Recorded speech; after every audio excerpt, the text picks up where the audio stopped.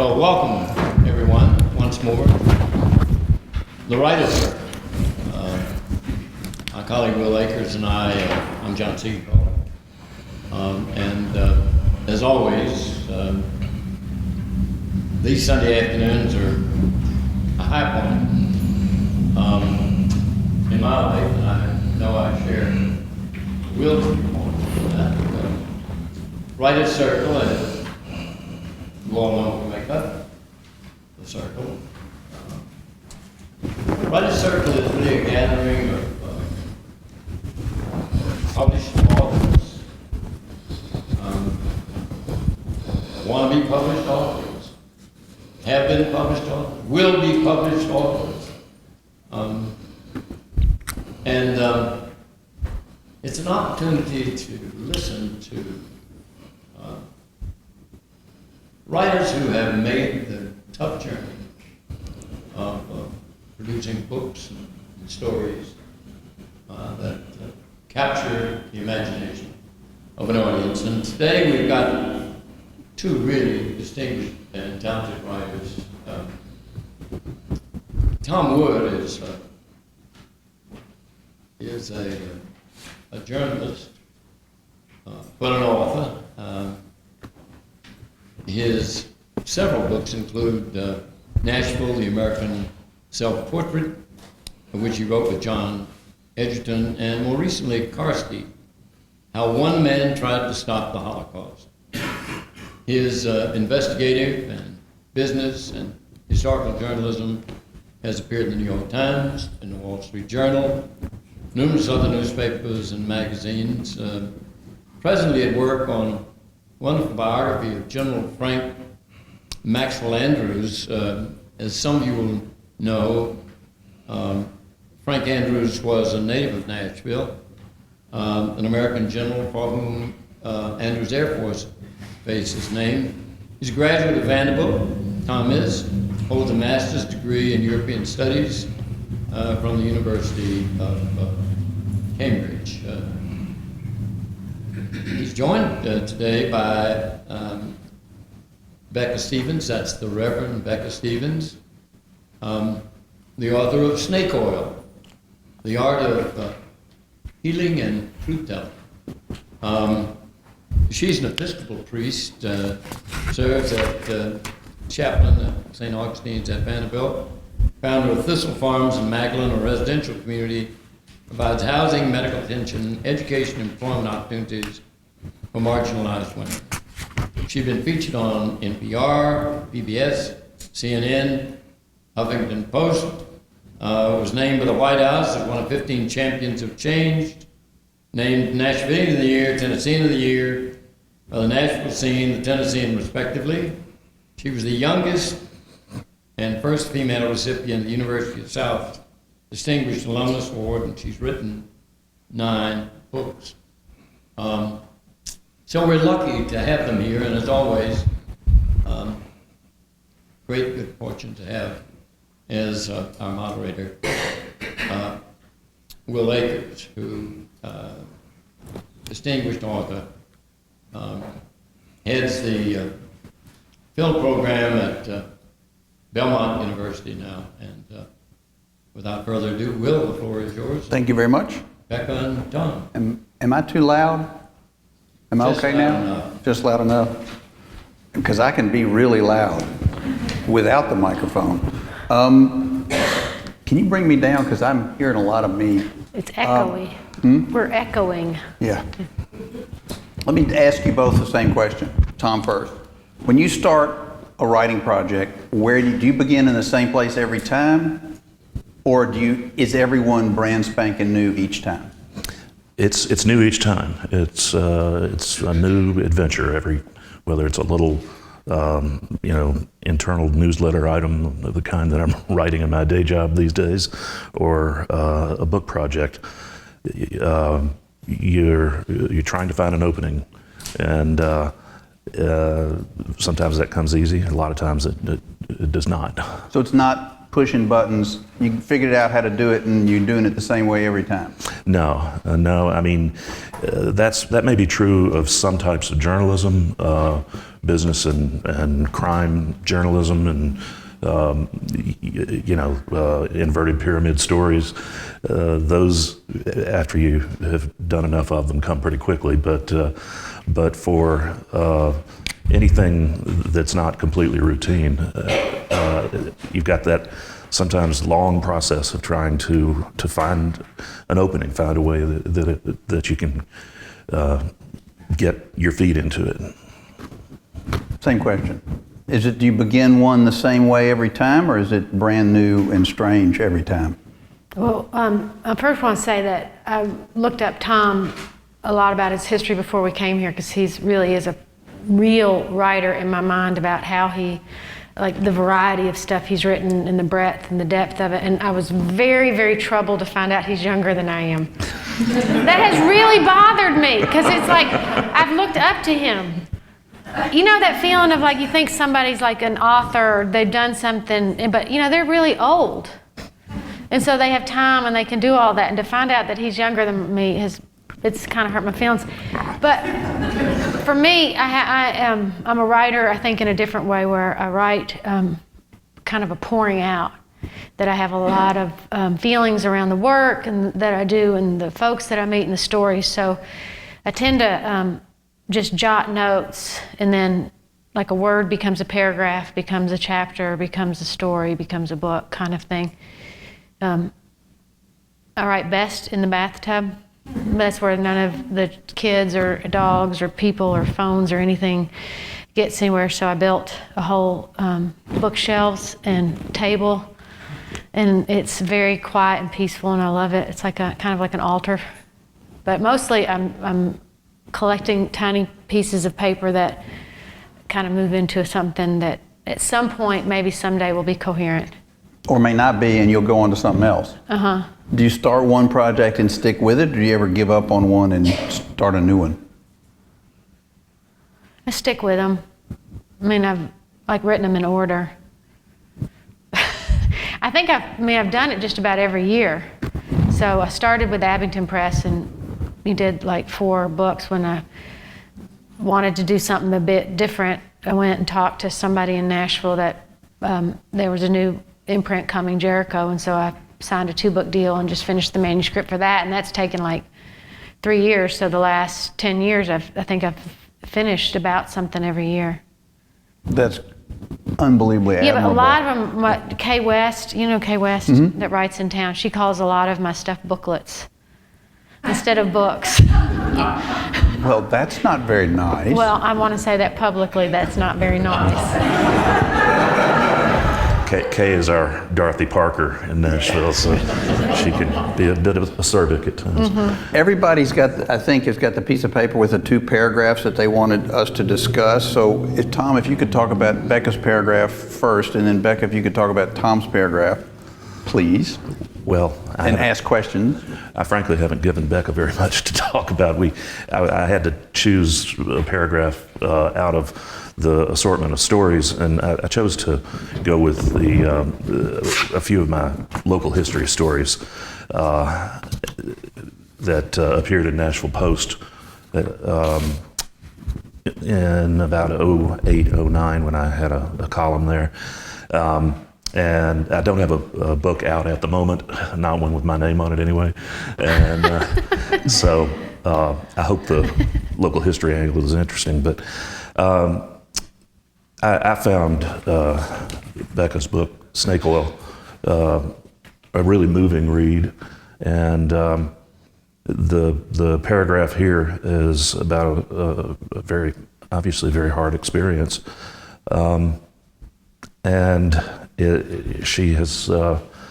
she's gone into tall cotton here, if you think about it. Writing about suffering, you're automatically verging into the territory of Job and Augustine and Dostoevsky, and that's got to be daunting. And yet this comes out so fluidly, and it reads to me like spoken words. It reads maybe a bit like a sermon, and That would make sense. but it's like any good sermon. It moves to a crucial point and does so in a very moving way, I feel. Thank you. I can't remember what I sent you. What was it? Yeah. There's a couple I sent over there. Has anybody got any questions about the paragraph and how it came to be and how she wrote it? I have a question. How did you pick it? What was it about it that you found interesting or that you wanted to share?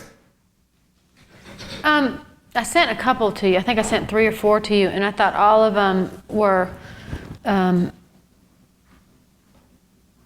of like what he's saying. It is a style of writing, which is about, it's a feeling you're trying to explain in story form. So it's kind of a blend of theology and prose, and it's kind of how I tell story, and I thought it was just a good example of how that works, and that there's a universal truth in there, but it happens on a particular body. You know, that we experience something individually, but it speaks to some kind of larger truth. And I think that's how we make community, that's how we bond, that's how we change culture. All of that stuff happens when we can take the individual experiences and turn them more into something that speaks to a larger truth. I mean, the thing for everybody who's trying to write is people say, write what you know. Sometimes that's correct. But if you write what you know and it's only about you and is specifically totally your experience, it can still be completely universal, because this was about you and how you felt, but everybody is sympathetic to what you said, even though when you wrote it, it was just about just you. And so when you write something yourself, it can be about your own experience, and yet other people can still relate to it. Anybody got any questions about the paragraph? I can sit here all day. Yes, sir. I heard someone mention the word suffering, and I am a writer for Spiritual Herald newspaper, and I'm presently writing about suffering in music. So I'm curious when you said, someone said suffering. He said it. Well, it just struck me in reading this that it falls into a tradition that's as old as the Bible. It's Job, it's St. Augustine, it's Ivan Karamazov and Dostoevsky. Some of our greatest literature is about how we hurt. And I think what I was trying to convey in that part about suffering is the idea that it's not something that just happens to us or you pray it away or it's not there, but it's a real teacher too. And there's gifts in it, and trying to figure out, being in it long enough to figure out what that is, to speak out of it, and then not have it be the end of the story. I mean, if you're fighting it your whole life, that is the story. And if it becomes a part of your life and you move with it, it becomes a powerful tool for something else, I think. I've got to go back to the bathtub. Do you write with a pencil or an electric typewriter? Because I'm too nervous. Is there electric typewriters? Yeah, that's dangerous. Do you have an electric typewriter? I do. That's awesome. Don't No. take it in the bathtub, though. I'm sitting here nervous thinking about wires and water. My whole life is about trying to find this place where arts and crafts and justice come together. That's where I really flourish. And making your own office in the bathtub is like that, because it's a 1940s bathtub. It has 4 handles. I mean, it's an awful bathtub. I mean, it's not interesting. But I've just found a refuge, and if you find a refuge and you find a place to write, you better make it yours and you better claim it and go for it. That's what at least I've been learning. And wherever that is, if it's outside, it's in the shed, it's in the kitchen, it's in your bedroom, it's in your office, wherever, celebrate it and make it yours and go deeper into it. I mean, I was doing the baths before I started a bath and body care company with women, but it was in that bathtub that you start playing with these and becoming a snake oil salesperson and making concoctions and doing all that. But I made it's a duct tape desk, so the boards don't get messed up by the water. So it's all duct taped, and it has slots and stuff for pencils. It's really nice. And I mean, I write by hand, but I also have a Mac Air thing, whatever, it's 11 inches, and it sits right on there, and I can type forever on it. Yeah, the batteries last forever on that thing. Yeah, it's awesome. Where do you do most of your work? Not in my bathtub. I've got a little cubby at home where I sit and pound away on my little MacBook. And nobody bothers you? We built onto the house so nobody would bother me. Yes. Because if people bother you, you can come to the library, and they have little rooms where you can go and no one will bother you. So you can also work, if you can't work at home, come to the library and you can work here and no one will bother you, which is kind of nice. Bill Carey's written a couple of books in one of these rooms, I believe. Yeah. Who did? Bill Carey. Oh, wow. Mm-hmm. The guy who wrote Dead Poets Society is from Nashville, and he lives in Los Angeles now, and he can't get any work done at home. And so he leaves and goes to the law library, and he tells his wife, if anything happens, call 911, because I'm at work and my cell phone's off. And I don't think he tells her which law library, so he can't find her. Well, I think you have to do that almost, at least for me, is like, I don't know about y'all, but if I know I have a sermon due on Sunday morning, let's say, it's like, I will do everything but write that sermon. Anything. Like, I will go to the grocery store, I'll clean the house, I'll do whatever I have to do so I don't have to actually make myself sit down and write, because it's a lot. I mean, it's a lot to do. And that's why if you can find some place that feels like, okay, I can go there and that's where I write, then I'm much more likely to go there than just to say I'm gonna start writing, because I won't start writing. But you can like go, I have to go in my cubby. Yeah. I'm in timeout, I have to go to my cubby, and there you'll start writing. Well, there's a word for doing everything possible to avoid the actual sentence of having to start your writing assignment. Years ago, somebody approached me to contribute to an anthology of neologisms, made-up words. And I created the word aglyphicate, which is the act of putting off a writing assignment. Aglyphicate. Yeah, Aglyphicate, from the Greek glyphos for writing. So my word got published in that little book right above Lou Reed's entry, which was a genocide, which is when your agent books you into a really terrible booking. So everybody has trouble doing this. I want to skip for a second to something that came up at lunch, which is the evidently universal fear, because there were 4 of us writers at lunch, and everybody worries about, I suck. And how many books? 8, 9? A lot? I have 1. Just 1. But I sit down to write and I think, oh, this is going to be horrible. I'm terrible. I'm a fraud. They're going to find out. I got to give them the money back. It was great when I found out you don't have to give the money back. Right, you don't. That was my second job. The first job, I thought, oh no, they're going to come and get the money, and they don't come and get the money, which is great. But I still felt terrible. Talk about that feeling of fear, because I think it's very helpful for everyone to know that everyone faces it. Well, it came up at lunch because what happened was my husband and I have 3 boys, and the second one is starting his senior year in high school, and we ordered books off Amazon this summer to get him ready for senior year of classes. But we did it, and then you go off and you do your work, and I wasn't thinking about it. And last week, I got a book, because I charged everything, on my credit card. So I had forgotten I had ordered all those books for him, and I got in the mail from a bookstore in North Carolina a package. It was addressed to Becca Stevens. And I opened it up, and it was how to write like cohesive sentences, 21 tips. And I was like, oh my gosh, somebody from the bookstore in North Carolina has read my book and realized like I'm a horrible writer and has anonymously sent me this like how to write a basic sentence, kind of mean-spirited textbook. And it was like, it really hurt my feelings, and it also made me paranoid that like who out there like hates my writing so much.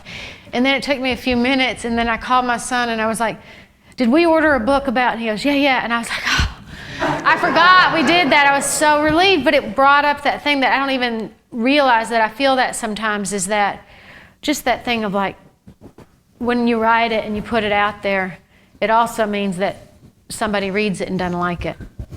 that's the other side of it, and to be okay with that takes, I think it's a back and forth, like you get okay and then you realize you're paranoid again, or you get okay.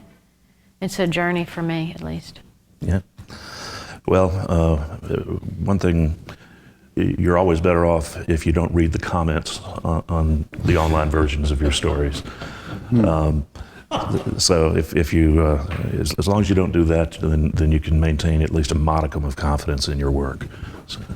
I've got a friend that directs movies, and when the movies come out, his family is not allowed to mention the reviews, whether they're good or if they're bad, because if you pay attention to the good reviews and believe them, you're probably going to pay attention to the bad reviews, and that's going to make you feel bad. So he ignores it completely, and I think that's a pretty good theory. That's a good discipline, though, to really be able to do that. Is pretty. They have a news blackout. Yeah. Mm-hmm. But it would be, I mean, because if, there's an actor told me this. He said that when a director gives an actor a note on a performance, he said every actor has the exact same reaction. And it's and this is, I think, true for writers, is the actor's first reaction to the director who speaks to him is drop dead. And then the second one is, I suck. And then the third one is, let's roll our sleeves up and figure out how to make this work. And I think that's what it is with a note. And is one question, who do you give your work to give you notes? Do you give it to anyone, or do you just do it yourself and never show it to anybody? I'm fortunate enough to be married to a very talented writer, and so I run a lot of stuff through Nikki, through my wife. I've got a couple of other writer friends who will sometimes look at things for me, but if you're writing all the time, you usually don't have time to do that. Because if I'm writing a screenplay, it's months between drafts, and so I've got to give the draft to somebody. Do you show your work along the way? Well, I'm fortunate to be married to a writer too, but he's never helped me out. That's so nice, Nikki does that. We collaborate on a lot of stuff. That's so great. No, we read each other's stuff, but I don't think he really, he would more edit like a sermon than a book. But I have a lot of people that help me write. I mean, whether it's, folks from Magdalene, like working on the recipes for stuff that we put in the books. I had 2 editors on snake oil that stayed with me for a long time on it. And then I had an intern that worked with me for a while, and she did a lot of work just on, I was trying to do it where I was telling something from the memoir side of it, something from the theology side of it, something from the Magdalene side of it, and then something on the universal side in each chapter, and just making sure all those elements were in each chapter as it went through. So I have a community that I don't mind showing it to people that you trust, that know what they're doing. My weaknesses, I know my weaknesses pretty well, and it's like I really need a lot of editing because of those. But you're happy to get the notes from somebody when they're helpful. And I remember. I'm very grateful. I don't do this anymore, but a friend of mine's, if his friend had written a novel, and I said, I'd be happy to give you notes on it. And he said, oh no, not I don't want anyone to see it till it's done. Yeah. And I thought, well then don't send it to me then. Right. Because I don't want to read your novel and give you notes when you think it's completely finished, because you're not going to be interested in my opinion at all. All you want me to do is say, oh, you're a genius. Yep. And which I have also found people do a lot is especially in screenwriting, is when someone says, will you read my work? They really don't want notes. They really only want to be told, I weep at your genius, which is what we all want to be told, except that's not going to help you make your next draft better. What's the hardest part of writing for you? I'm going to ask you the same question. All right. Go ahead. I don't know. What is the hardest part of writing? What's the most fun part? Oh, the most fun part is the hooks. I love ideas, and I love hooks, and I love imagery, and I love all that part. I love the creative part of it. I guess the nuts and bolts of it is the hardest part for me, which is why I have a team that works with the editing process. I love that. I mean, I don't mind it as long as I'm not just by myself, just going over the same stuff over and over. But definitely the editing process is harder than the first, like, oh my gosh, I just thought of that.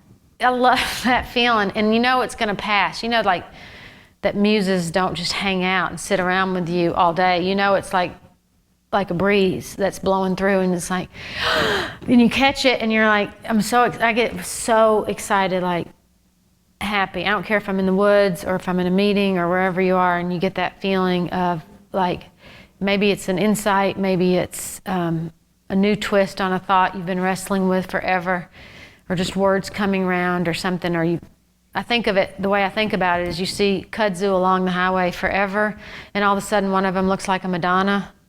Do you know that feeling? That's how it feels sometimes. It's like, like the kudzu is a Madonna feeling, and that's my favorite part of it, and it doesn't happen that often.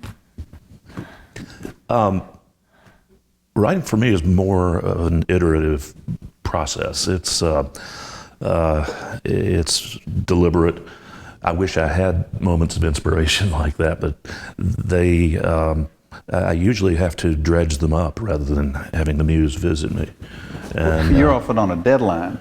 Often, yeah. And so you don't have time to wait for the muse. Right. My mentor at Vanderbilt, the British poet Donald Davy, used to say, sometimes the muse can be a real bitch. So no, I often don't have time to wait for her to show up and do her thing.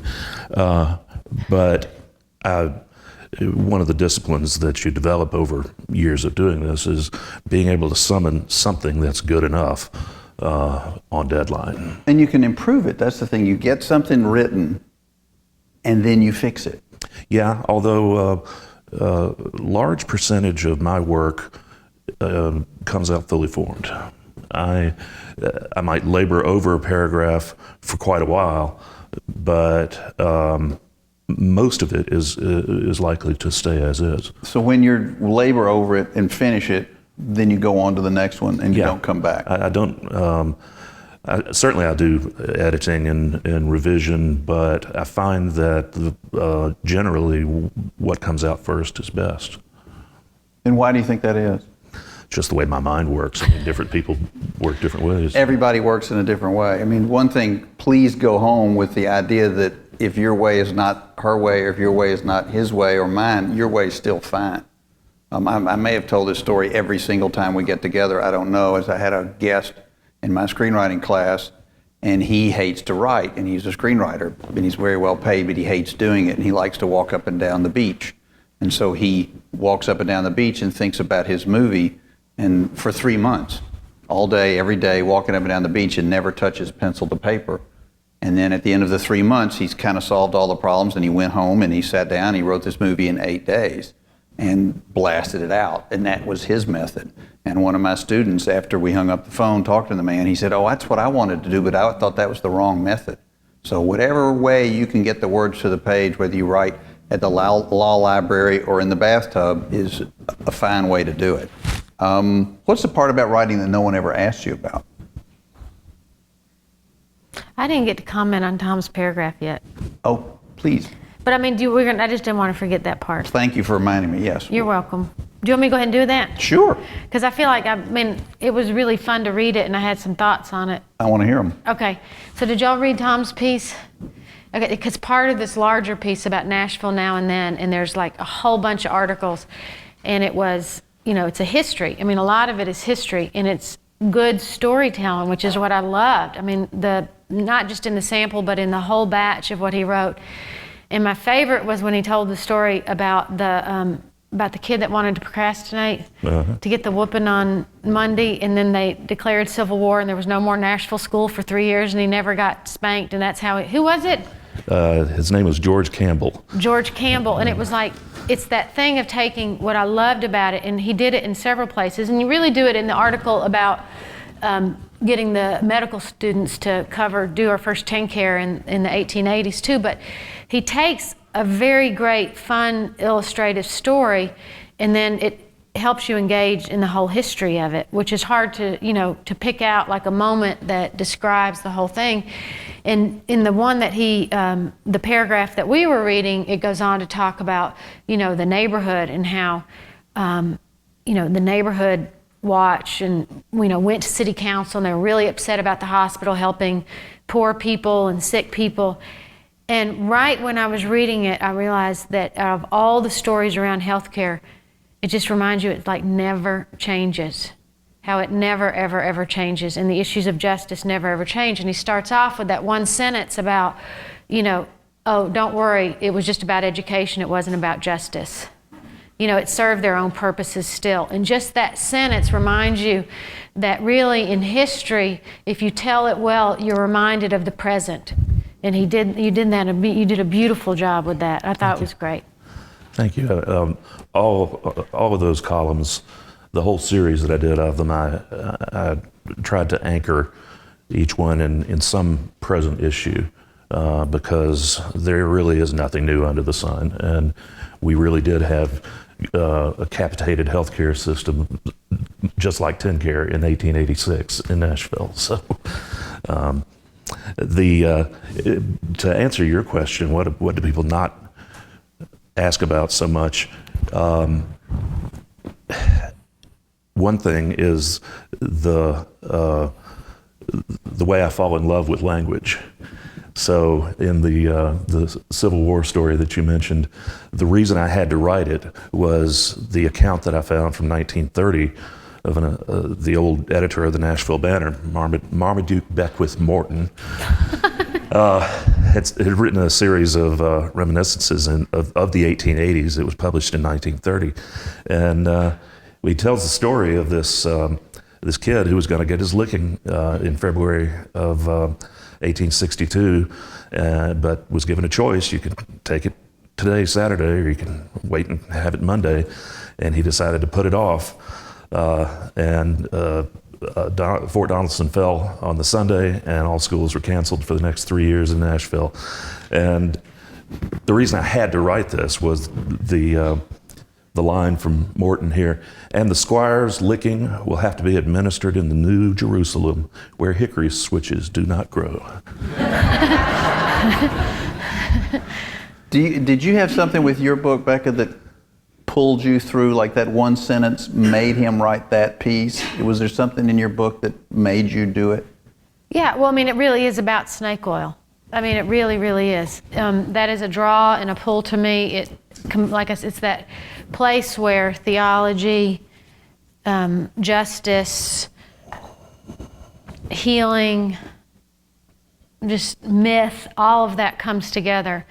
And I feel like, the idea was to kind of reconcile myself to the idea of being a snake oil salesperson, to make homemade homeopathic remedies, and that's what we do at Thistle Farms. And we make them, and we bottle them, and we sell them, and we say not only, hey, if you use these products, your skin's going to be awesome. We say, if you use these products, you're going to help heal the world. We were selling that, and we sell those products. We try to sell them. We'll sell a candle for $18, but I try to sell them for $100.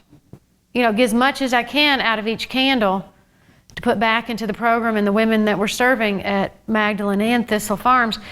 And it was like somewhere along the line, that's when I realized I had more in common with these kind of backwoods old healers that were itinerant than kind of a suburban pastor, which is fine, but it's like I want to embrace it and do it, consciously. And that really was the thread that pulled me through. And then going back and hearing all these old stories of healing from people and remembering the people that were so merciful to me in my own life about healing, like really going back and remember thinking about the people that literally anointed you, whether it was, for me, tobacco when you got a bee sting, or it was somebody giving you an aspirin when you had a headache, people that came up with stuff to help you feel better. Or cinnamon toast. My mom used to give us cinnamon toast when you didn't feel good. But remembering those stories is part of a long tradition and claiming that as healing. And then going back out and also talking about what crazy, just garbage it is, how we do healing, and how, I start with the story of Ernest Angley, remembering watching him, from the shag carpet in 1970s in the den and thinking, who in God's name is buying this bull? And there was like millions of people buying that bull, and just how horrific and how bad it is and how awful that when people take advantage of other people and use it for their own power instead of their own feeling, that drives me, and it drives me still. It drives me away from institutional church. It drives me towards community, and it's a passion. I lost my question. I'm sorry. I'll come back to my other question for you. Did you read other memoirs before you wrote yours, or you just You mean jump my whole in? life? Yeah. I mean, Yes. But did you read any specifically, I'm going to write one, I better read some, or had you already done it so much it didn't matter? No, I didn't think about that.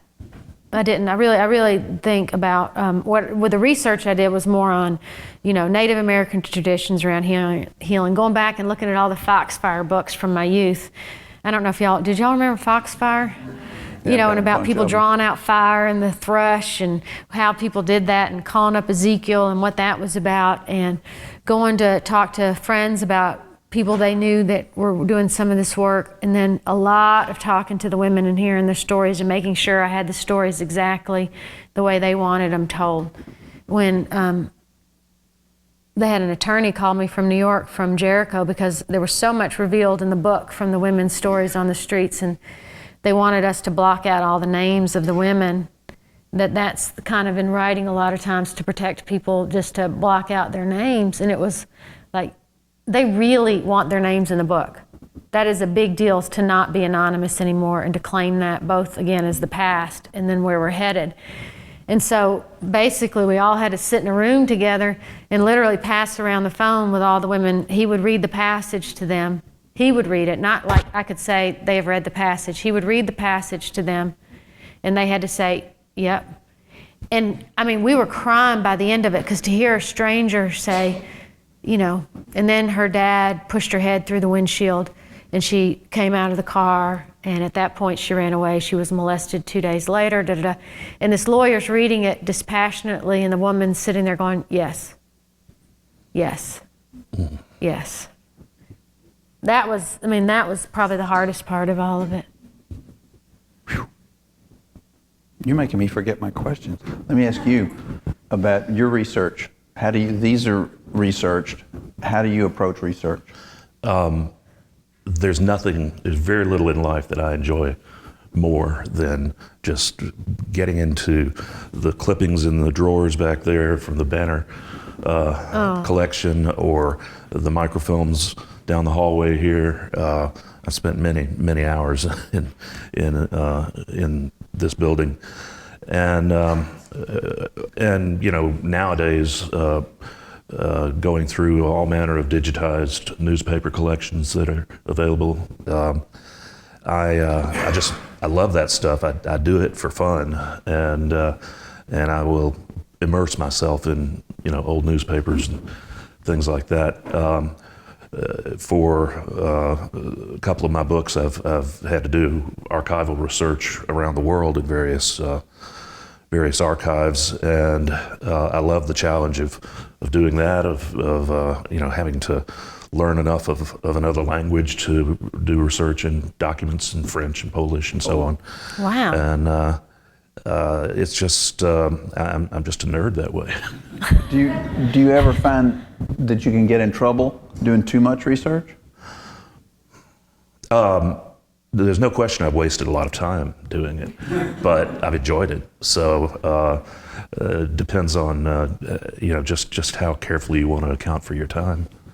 Because sometimes I've done research when I'm doing a piece of fiction and find that the too much research has made me lose my way as far as what my story was. I could see how that would happen in fiction. I've never successfully written any fiction because I have no imagination.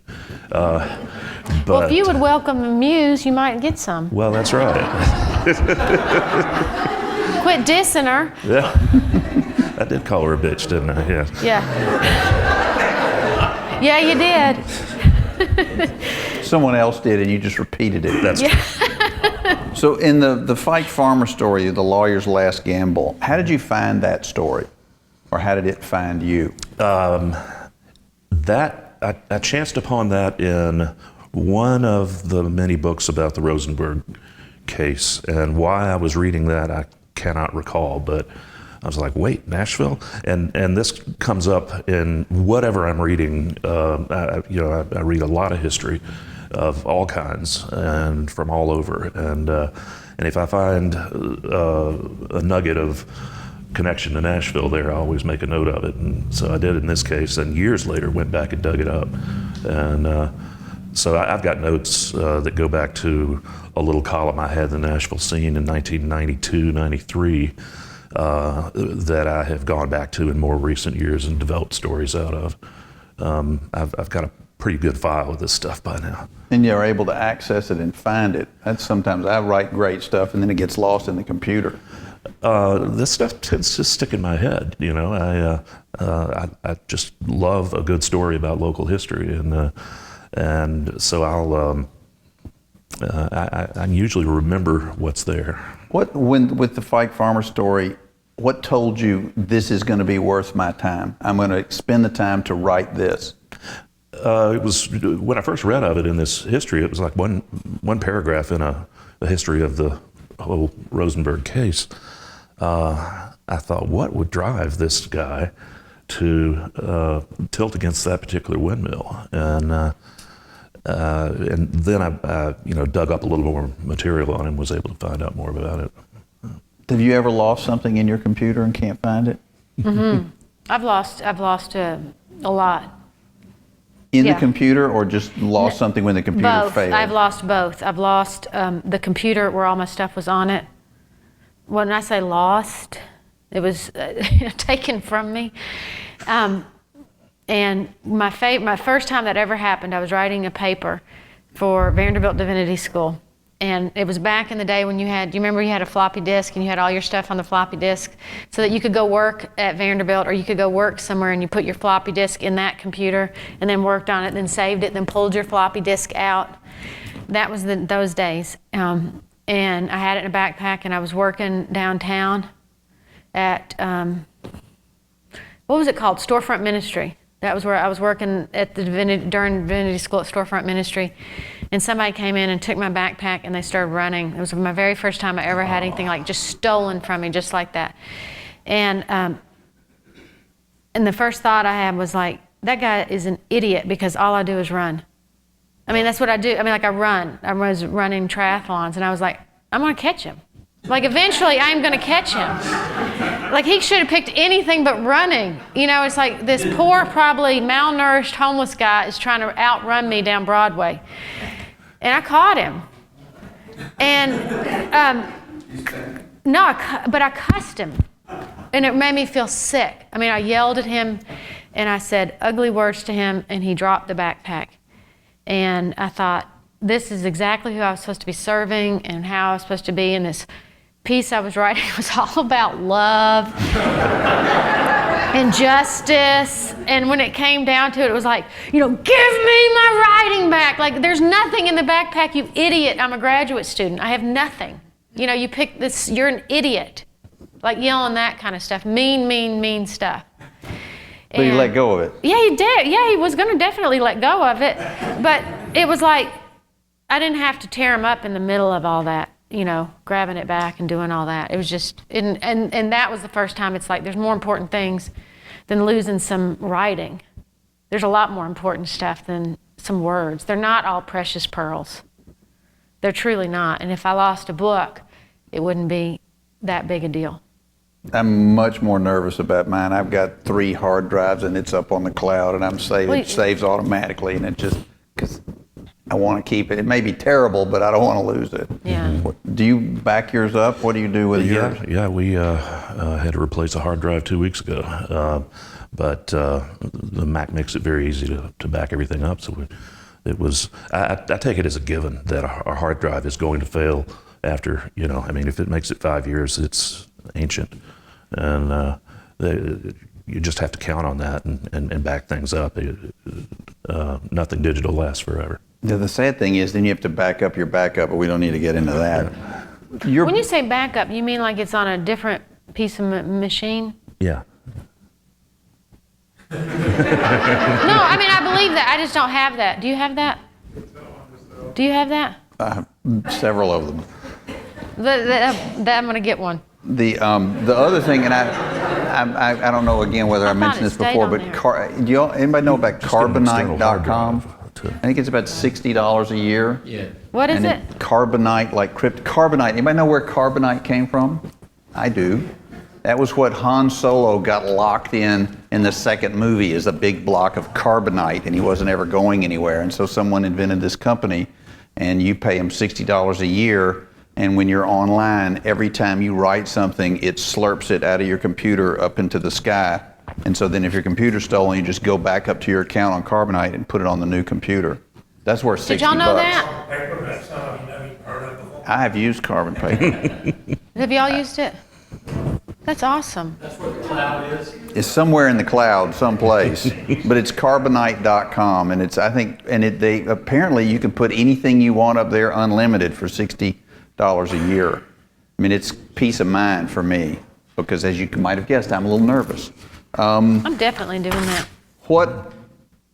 When you did this book, did you know what the structure was going to be when you started, or did you shuffle it around, or how did it change and grow and morph, or not? I knew I wanted it to be, honestly, what I pitched was a scratch and sniff book. Like at the beginning of each chapter, like when I talk about the healing properties of lavender, that you could go and breathe in lavender. How much fun would that be? Well, that got shot down. Ah, I don't know. production costs probably. too Probably, high. it's like they don't do a lot of scratch and sniff herbal books anymore. That's gone out of fashion. But they did put recipes in it. So it started with, I wanted like really practical recipes about people literally claiming healing for themselves as healers, the gifts we could offer each other. And I call them like, cousins to the casseroles for the South, that you could bring oils places like we bring it. And I knew that part, that would be the beginning. And I knew I wanted to tell the story of my own abuse as a kid. But I didn't want it to be like really morose, ugh, who wants to read all that? But just have a little bits of it to help maybe authenticate the idea that after my father's death, after the sexual abuse, after all that there was some grounding for being open to what practical, realistic healing looked like. So I knew that, so I pieced it throughout the story. And did that change, or did you stick with it pretty much? I think I stuck with it. I think I stuck with it pretty well. And your piece on Frank Andrews, did it have its form and stay there? The piece that's in The here. one we read. Yeah, that's actually an outgrowth of a full biography project that I was already 4 years into when I wrote this, and it's 4 years on now, and I still don't have a book, but I'm bound and determined to get that done one of these days. And So you have multiple books going on at the same time? yeah, That's amazing. well, it's all a matter of whether you can find anybody who's going to pay for a book. And, I've got book ideas on the shelf. I've got domain names reserved for things like piratesoftheconfederacy.com, because I've happened upon a whole cadre of these literal pirates who were involved in trying to hijack Northern commerce during the war. So I keep a lot of. I don't do anything in a linear way. Probably a little ADHD going on there, but I've got a lot of projects going on at once. It's okay. I've got too many of them too.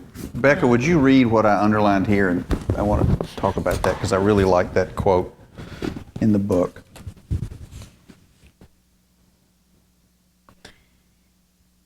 It's sad to think that some of our sweetest dreams die when we can't imagine them coming true, and we choose to let them fade silently into the bright light of day.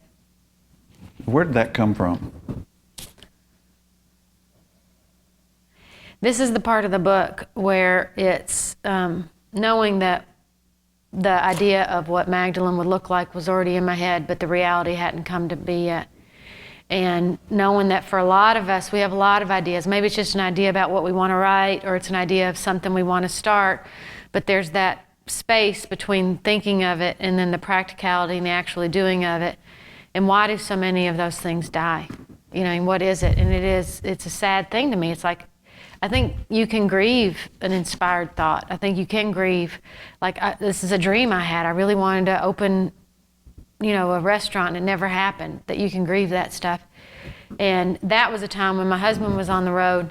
I had 2 kids and I hadn't started Magdalene yet, and it had been in my head like 2 years. And it was knowing that it's like, if I don't do it, it's gonna die. And that's when I was right down here. I was on right across the street from the storefront ministry was the Classic Cat. Do y'all remember the Classic Cat? No. And there was that 12-foot picture of the woman dressed in a cat suit, and I was putting my son in the car after work, and he was like 4 years old, and I was wrestling with him, and he said, "Mom, you know, why is that lady smiling?" That's what he said. "Why is that lady smiling?" And I realized he was looking at the Classic Cat poster, and like, it was such an innocent question, and I knew someday it was going to seem perfectly normal to him that a grown woman was going to be dressed like that, smiling. And that I thought, well, damn, I'm just going to do it. I'm just going to do it. And that was it. And I never looked back. So that's what that was about. And I underline that thinking about some project you might be writing on that you don't want to let die. Who's got questions for us?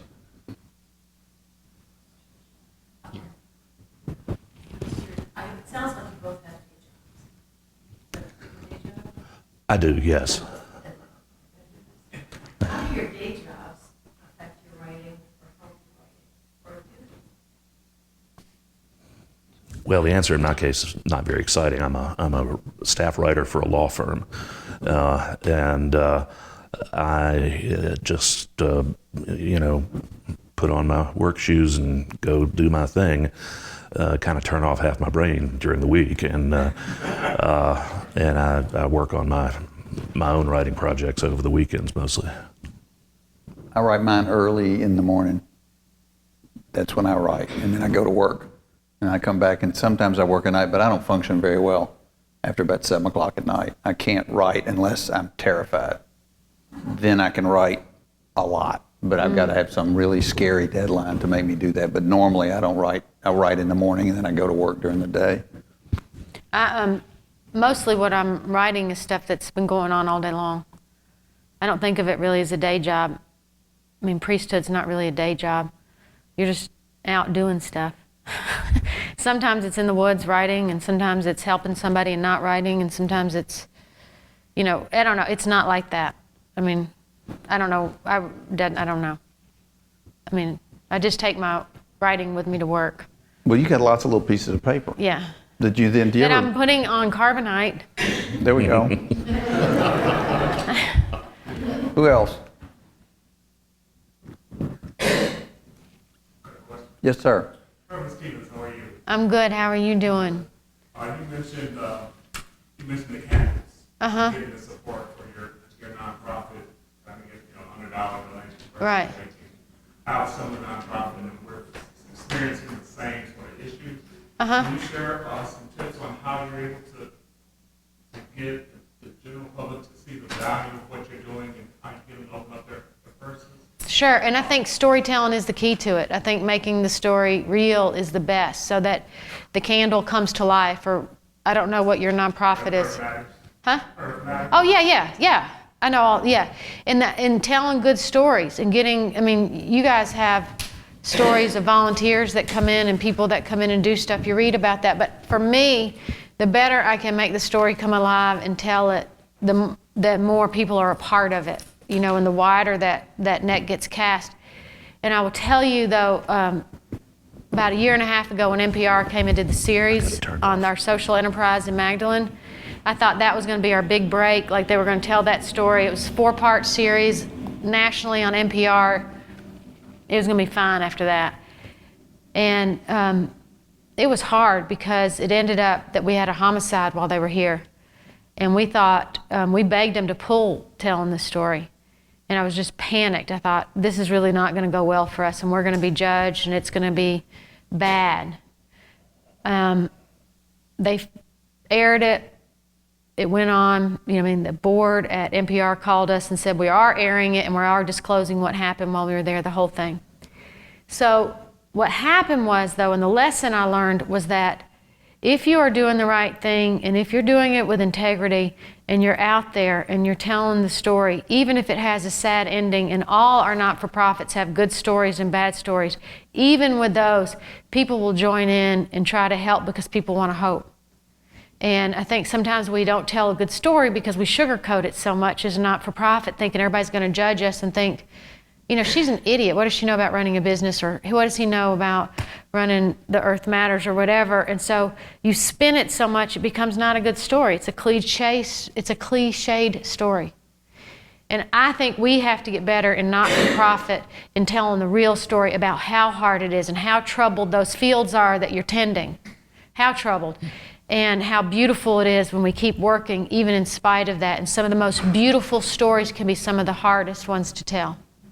And that's one thing. And the other thing is, I think the other story that we do not tell well, that we need to tell well, is how much we benefit the cities and the communities that we're in, so that we're seen as a charity. Thistle Farms is seen as a complete charity, but we don't take any federal or state money, and we save the city of Nashville over $500,000 a year. Just by employing the 45 women we employ, and the taxes we pay, and the court restitution costs we pay, and the savings and incarceration and arrests and all of that. And you realize we're a player in this city, and we do not know how to speak that power truth that is part of our story in not-for-profit work very well either. Sorry, that was too long. Sorry. It's the perfect one. Okay. Perfect. What it all comes back to writing, and she's rewriting the story of her charity, her nonprofit, as she goes. So, and we're back to, you get a first draft, you rewrite it, it changes, you rewrite it, and it changes again, and you keep changing it. I mean, it's not exactly like writing, but it still has a lot to do with it. And you're talking about telling a story and adjusting the story as you go. Yes, sir. It seems that with places like Audible and other forums, that the spoken word is becoming not just supplementary, but even in some ways complementary to the publishing world. Are you guys excited about that? And do you think that it's going to contribute to the field of communicating stories and writing, or do you think it'll take away? I don't know. Have you done? Have you recorded any of your books? I haven't done that yet, but Yeah, and I liked it. I love it. I mean, I love the podcast app. I love hearing the stories on This American Life and how that works. And I think it's a great way for people to enter into the writing in a new way. And I mean, I love Audible. I mean, I loved reading. I read my whole book on that, like in a microphone where they do it on Kindle or whatever. And I was really excited that they asked me to read my own book. I thought that was really fun. And I kept thinking the engineer's going to fall sound asleep, surely to God. Because you're just sitting there like, somebody's reading 200 pages. They stay awake through that whole thing. I don't know how that works, but it'd be like, for me, anyway, I loved it. And what I wish is that we would get more creative like This American Life, when people are doing audiobooks and having more music and breaks in it and a little bit more drama in the telling of it. I love that. How long did it take to read the book? Like all day. In one day, though? I did it in a morning, took a break in the afternoon. Wow. Yes, sir. Tom, your specialty seems to be Nashville history. I'm not sure even what question to ask here, but what draws you to that? What is it about Nashville history, and are any segments of Nashville history that are particularly of interest to you? I guess I've been interested in it all my life. I grew up here and watched the city turn into a very different place from the small town I grew up in. And covering that evolution as a journalist, it's always seemed natural to me to delve deeper into the history that preceded us. And as I mentioned, I've forever finding the past in the present. I think a knowledge of our local history is almost a prerequisite to really covering the city as a journalist. Yes, sir. I just want to say, and I have sort of said this question. My mother mobbed me by the church, reading ice cream on Sunday. And I find great stories as a writer, listening to mothers, what they went through bringing children into the world. And I heard Tom Brokaw say last year, beautiful as the benefit, the 21st century is the century of the woman. And I realize I really have a future. I'm saying that to say, I would like to know if they're in your families, they can speak about any writing that you do, which come from the birth memory. It comes from the, Birth memory. Well, I definitely, like my whole writing journey in that book has got my mom's stamp just so firmly on it. I mean, when the lessons I think that you remember at 50 years old from when you were 5 years old, are the heart of who your mother is too. So not only did she carry you in its birth memory, it's, the motherline memory too of the essence of what she was and how she stamped on me. And I love, you don't even know where it comes from and all of a sudden you're saying something to your kids and it sounds like your mom. Because I can say this room is a shambles, and I have no idea what a shambles is. I have no idea what a shambles is. And I say it, and I think, that is not me speaking. That is my mother. That is my mother's voice. That is my mother's words. You're going to be a ne'er-do-well. Just keep that up. You're going to be a ne'er-do-well. What is that? But those are the things, that you don't even remember where you heard it first or where it came from, but it's in there, isn't it? I love it. And I love that we call it up. I mean, you literally can call it up. I mean, do you have that stuff from your mama? yes, I'm sitting here trying to remember what all they are. There are plenty of them. Yeah, and I say to my children, and then I look back and I go, whoa, that wasn't me. That's my dad or my mother. Yeah, absolutely. My children now recognize it. Oh, that's your dad. What about you? Well, when I had the Eggs Benedict this morning, I certainly thought of my mom, as I always do.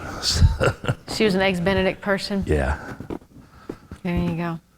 Who else? Yes, ma'am. I'm wondering if you all, as authors, what kind of social media you all use, or how you use it, and how do you balance that with your day jobs as well as your, writing career versus the social media? I use it all the time, and we have a team of people that do it. I mean, if anybody's willing to like our Thistle Farms page, there's a Twitter account, Reverend Becca Stevens, and we use it to put out word. We have several people that post to that one account, but it helps us when we go to a city. If we know we're going to Jackson, Tennessee, and we want people to come out for that, we try to use it. And for us, it enhances it. So like you put something in the, I had an editorial last week in the Tennessean, and then you post it to Twitter, you post it to Facebook, you post it to our social media in any way we can, and try to just keep generating some interest in the topics. For us, it's a national conference we're hosting in October, so we're just going to keep plugging away at it, and we do it through writing, whether it's editorial pieces or whatever, or just thoughts, or just to build a movement. And for me, the writing is a part of building a movement, especially around the universal issues of sexual violence and the healing of that and how that looks.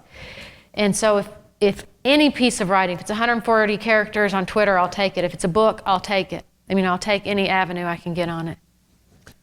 I'm pretty active on Facebook and somewhat on Twitter, mainly because I enjoy it. I interact with a lot of friends around the country and around the world that way, but I've set up pages for several different projects, book projects I've been involved with, and the pure sort of commercial value of sharing some of the content in a dedicated page like that, and giving people a taste of it to encourage them to want to buy your book, it's been worth the effort for sure. It's very hard to quantify, but I feel sure it's worth the effort, and my personal connections on Facebook, when I have another book to flog, they'll know about it. But I realized early on, you don't want to only get on social media when you've got something to sell. So Oops. I'm the opposite. I don't do any of it, except when my new book comes out, and then I'll start worrying about it. But on my LinkedIn page, it says, if you haven't had lunch with me in the last 2 years, please do not attempt to link in with me. And I get strangers every week want to be my LinkedIn, like I'm going to recommend them for a job, and I've never met them. So my other problem is I just like to write. I don't really care about if anyone reads it. I just like to write it. And so if it sells, great. If it doesn't sell, not as great, but I'm still going to keep doing it. And I made when I was at Vanderbilt, I made a short film every year. I just like to make them. And the other I said, here's your DVD. They said, are you going to put it on YouTube? No, I just like to make it. And I don't care if anybody sees it or reads it, which is weird, because when I have my book on screenwriting, I do like to hear from people that it was helpful. So I'm the last person to ask about marketing. I'm the worst. You had a question. Two unrelated questions. One is the concept of writer's block outmoded. That's one question. I mean, is there such a thing as writer's block? I know there is. If that's the three of you to respond to that. And the other one is, how do you let go of a word, a sentence, a paragraph that you think is the greatest one in the world, and everyone's beating you down and saying it's garbage? Go ahead, Tom. Well, if they're beating you down about it, at least they're paying attention to it. So it kind of depends on who's doing the beating, I suppose, whether you have enough confidence in that piece of prose to stand with it or not. And I've been on both sides of that issue. Well, I would just say that I just had, when the witch writes "Surrender, Dorothy" in the air, I love that. I mean, I love the "Surrender, Dorothy," and I got hooked on it this summer. And so we did this whole thing that we presented to, so far, 2 different groups called "Surrender, Dorothy."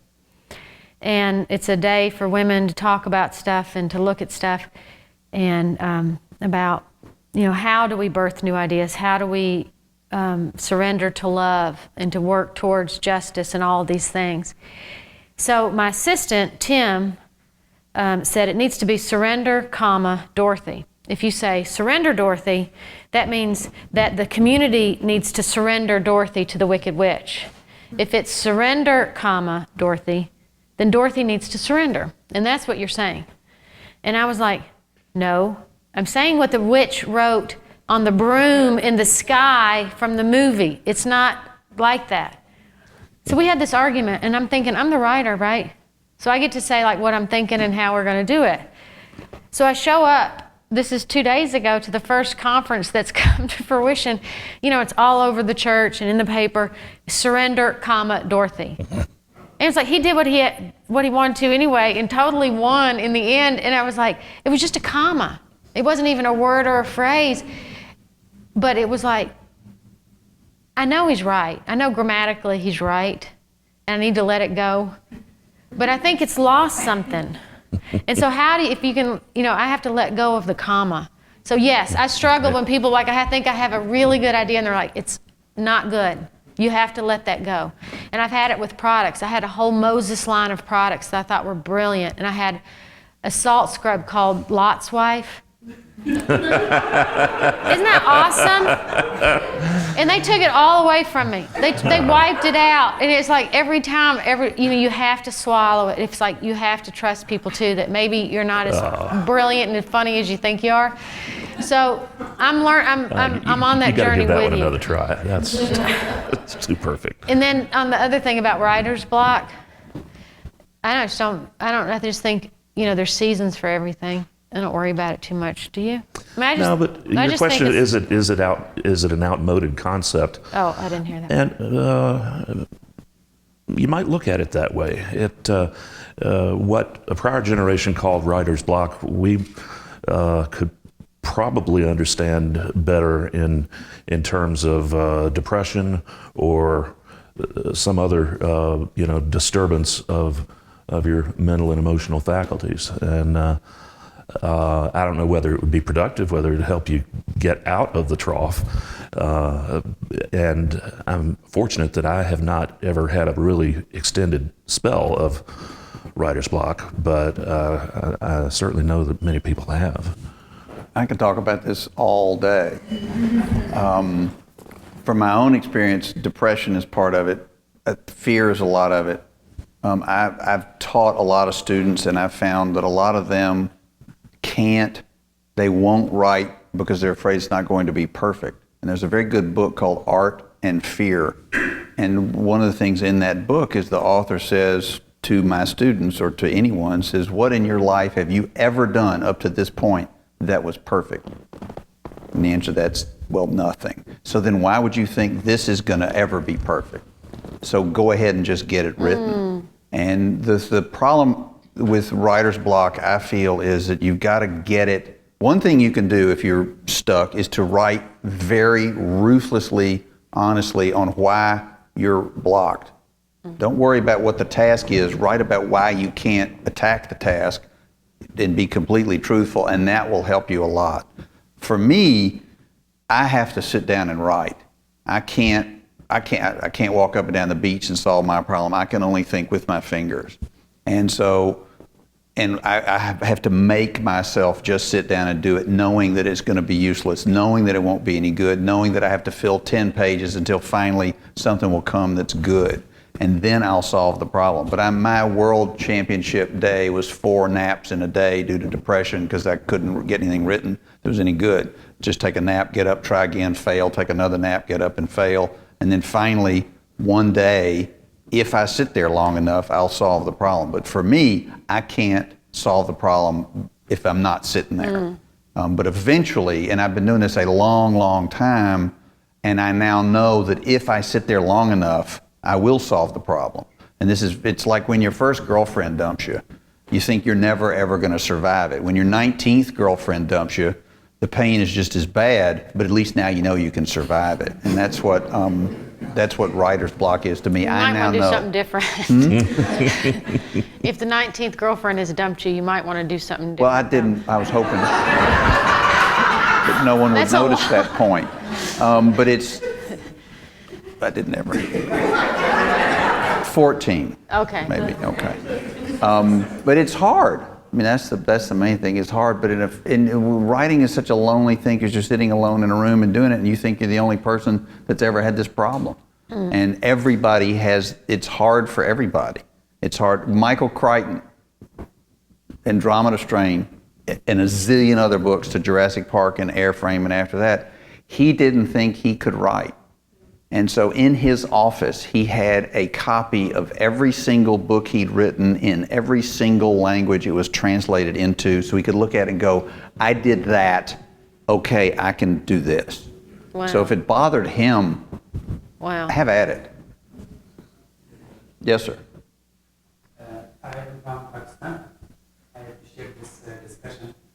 And I'm trying to write a book, it's very challenging for me. I'm trying to write the biography of some ancient Sufis on my area. It's very mountainous and backward area, and there's not a lot of writers or academic activities. So I have collected information about around 90 Sufis, starting from 9th century, 13th century typically, to the present day.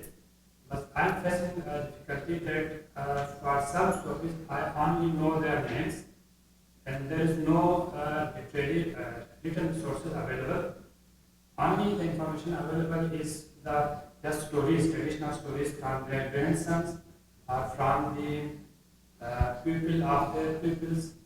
So how much that information is worthwhile to include in the book? Because no other sources available, just stories. Wow. That's a really tough question. Let me go at it from my point of view, which is as a screenwriter where it's fiction, but let's say I've done a lot of research. And this is where I've gotten in trouble with my own work, as I said, I did so much research, I couldn't tell the story anymore. And so you've got to decide what you want your book to be. And then is this going to be a comprehensive list of everything that's known to man about all these people? Or are you going to is your book going to be concentrating on one particular thread and you're going to pick the 20 that are the most important that tell that story? And if you want to tell it all, you can tell it all, but you have to be sure that you're doing the book that you really want to do. It makes me nervous thinking about it's going to all be in there. Is that going to be the most readable, interesting book that's going to make the point that you really want to make? Or do you want to tell it all? What did you think? Well, you're up against the issue of how much you want to trust the oral tradition that's passing these stories down to you. I think readers understand if you set up the way you tell the story properly, readers understand that you're presenting something that has come down in oral tradition, not something that there is an actual documented source for. I don't think that makes it worthless information, especially if there are themes in the lives and the activities of these Sufis that recur and that have been passed on in that oral tradition. If the specific instances are lost to history, the themes probably still have some value. I think it's like, it really relates to what you were talking about, writing in the mother's stamp too, and that, I mean, we come, most of us in our religious heritage have come from the oral tradition. I mean, that's where we get our story. That's where most of it comes from, and we don't think of it as lost. We think of it as preserved. And for me to, how does the Sufi tradition come down and how is it preserved and how is it passed down is as interesting as the tradition itself and how is it kept alive. Right now, I'm trying to figure out, how is that story preserved the best? And the golden pieces of that will then pass it down to the next generation is what I imagine what is partly of the motivation of it is to preserve it and capture it and share it to pass it on down. And what the truthfulness of that, means that you have to tell the stories that enable that history to continue. So whatever's like the golden nuggets of it, if it's a story that is just an oral story, but that's where something was crystallized in tradition. That's where the mysticism came out in a different way for this particular person. That would be what I would long to read, personally. My basic concern is to preserve that. Otherwise, this whole thing will be, nobody will even know the name. The name will be so beautiful. Established from the history. So at least whatever is available, you should preserve by making it trying it to be very authentic. When I put questions, ask questions to those people, and then try to not writing everything from the interview, but I use my own wisdom and what can be true, and I just relate from the important historical event. So my concern is just to preserve things, to be a good contribution for the society. If no preservation, then after some years, nobody will just know anybody's name. Mm-hmm. So, how far are you into the actual writing of it? Yeah. How much have you already written? I have collected some 80s Sufis, and out of them, some information I personally I don't believe that it will be 100% correct, because that is the memorization of the also is degrading, because it is 200 years, 100 years ago person is passed. You could say, I just know this, I listen from my father, and I know this.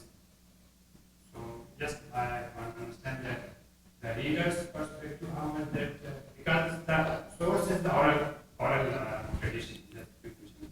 So yes, I want to know it's worthwhile. Even instead of not preserving it, if we preserve and document that information, so is it a good thing to contribute or just we neglect that? Or we have not enough information, don't mention it in the book. It's a tough question. It's a difficult decision to have to make because you want to tell it all, but I'd write the draft the way you want to write the first draft. Get the one done that you want to do for yourself and please yourself, and then show it to people and hear what they have to say. But have an open mind to criticism. But in my own country, I have met several academicians and historians, scholars, and their feedback was very encouraging for me. They were saying you are doing a great job, you are trying to preserve the history. There is no source available, written source, some other. I collected a lot of handwritten manuscripts also. People say you are doing a very good job, but I was just putting this question for myself. I would get it the way you want it, and then see and look at it. Be happy with what you've written. I'd say that with everybody. I mean, when I sign my book, I always sign the same thing: enjoy your writing. Then I sign my name. But I think it's important for people to like what they're doing because it's hard to do and you should enjoy it. I mean, it's painful at times, but overall, have a good time doing it because it beats, and I'm not going to say a job because I'm sure half the people in the room will have that job. What time is it? 3:50. One more question? Yes, sir. I have something I've got to say. Using the book Journal to the Self by Kathleen Adams, in that book, Jean Shindler, she speaks Who? about Jean, the last name is spelled Shinda, Okay. and the title of the book is Journal to the Self. But she speaks of outer meaning and inner events. No, outer events and inner meaning. Yeah. Between that is the birth meaning. And I come from a medical family. So my slang for writing is medical records. I mean, getting medical records to help to write my mother lost a son before me. So that's why I study creatively. But what I've discovered in this healthcare time, and I have the opportunity to interview the medical doctor, Dr. N. K. Jr., the Lord Richards, and he prepared me for something in reference to the future of health. I just want to go there. Did you have something you wanted to add, John? Yes. First of all, I just want to mention the fact that once more, we're reminded of what a great library we have. And once more, Elise and Elaine are sitting back there. Just ask them to stand up because they make it possible. Yes, we have a great library. And I want to thank Becca and Tom and Will. I'd like to ask one brief question. I think what Will said about himself is so true in terms of what all of us who write think about. We write for ourselves, it seems to me. And sure, there's an audience out there. We wouldn't be human if we didn't know that audience is out there, and that it's out there and it's going to react. I'd like to ask Becca and Tom to think for a moment about that audience that's out there. Sure, we're writing for ourselves, you're writing for yourselves. But there comes a time, sometimes, when the subject matter you're addressing in what you write is going to have an impact out there. As Will says, we're not worried about that audience, except sometimes there'll come a moment. Becca addresses the subject of sexual abuse. Tom, in a recent manuscript, takes a position that goes against the grain of what the police department here has said for 30 years or more. And those subjects, and the subjects that many of you are thinking about writing about, you among them. I mean, there's going to come a moment when what you write is going to have an impact out there. And I just ask the two of you, does it occur to you in the process of writing? Sure, Will's right. We're writing for ourselves, and we can't really care that much if we're going to be true, as Becca says, if we're going to have integrity in what we put down. But talk a little bit about when you know what you're writing is going to have an impact out there, going to jolt people, maybe shock people. Does it affect your writing at all? Sure. I have to slow down. I speak in the present tense, although I'm not a journalist anymore. But as a journalist, I had to just pause at times and often channel conversations I've had with you over the years, think through what the impact is going to be of, say, exposing the leader of one of the factions in the fairgrounds dispute a few years ago as a sex offender. When I learned that, and he had become prominent publicly, and that was relevant, and I was going to have to put it out there. Of course, I called him, but any number of times I've had information in my hands that was going to hurt somebody, that was going to have a real negative impact. That in the case of Richard Osias was going to run somebody out of town. And I have always tried to be as careful and prudent as I can be. You tell the story as you have to tell it, and you've been in many more of these situations than I have. But I tried to be aware at all times of just what the consequences might be of what I was doing. And there are stories I haven't told for that reason. Lots of them, in fact. What are they? Those are the ones you want to hear, right? Yeah. That's the other thing about it. And I would say that for me, two things. One is I tried to be, at least in this book, respectful of the people who I've named as the abuser, the role of abuser in different things, because I think it's pretty damning for people, and it's pretty hard to wear that banner as much as hard as it is to wear a victim banner or any of those other banners that we put on each other. And one line in there I remember writing was about people who are survivors of sexual abuse in general have a lot of trouble with authority, that it's kind of full of landmines and traps. And I said, and especially for me, for older men, that's been the harder place for me to have authentic relationship or be peers with people. So you can imagine in the hierarchy of the church how well that I've done. And I said, especially it's not been very helpful in my history, my last 22 years of ordination with bishops. It's been a miserable failure.